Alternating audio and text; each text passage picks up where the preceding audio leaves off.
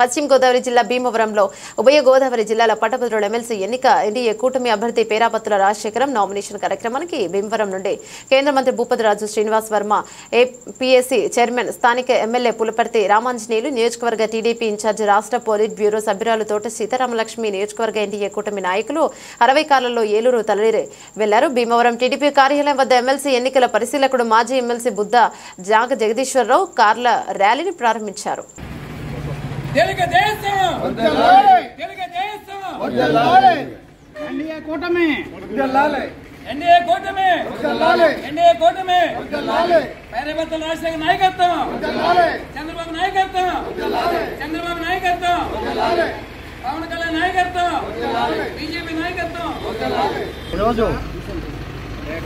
భీమవరం నియోజకవర్గం నుండి ఉమ్మడి ఎన్డీఏ కూటమి ఉమ్మడి అభ్యర్థి అయిన పేరాపత్తుల రాజశేఖర్ గారి ఎమ్మెల్సీ నామినేషన్కి 50 కార్లలో శ్రీమతి తోట సీతారామలక్ష్మి గారు, అలాగే బీజేపీ వర్మ గారు, కేంద్ర మంత్రి వర్యులు, అలాగే మా స్థానిక శాసనసభ్యులు పులపర్తి రామాంజనేయులు గారి సమక్షంలో, అలాగే అబ్జర్వర్గా వచ్చిన ఎక్స్ఎమ్మెల్సీ గారైన శ్రీ జగదీశ్వరరావు గారి ఆధ్వర్యంలో అందరూ ఉత్సాహంగా కోలాహలంగా బయలుదేరి వెళ్ళటం జరిగింది.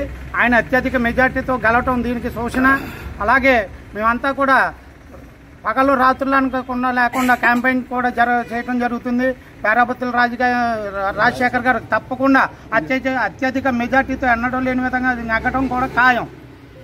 ఈ రోజున భీమవరం నియోజకవర్గం ఈరవాసనం మండలం నుంచి ఉమ్మడి తూర్పు పశ్చిమ గోదావరి ఎమ్మెల్సీ పేరాపత్తుల రాజశేఖర్ గారి నామినేషన్ సందర్భంగా ఏలూరు బయలుదేరడానికి ఈరవాసనం నుండి 10 కార్లతో బయలుదేరడం జరిగింది. 10 కార్లు ఈరవాసనం నుండి బయలుదేరడం జరిగింది.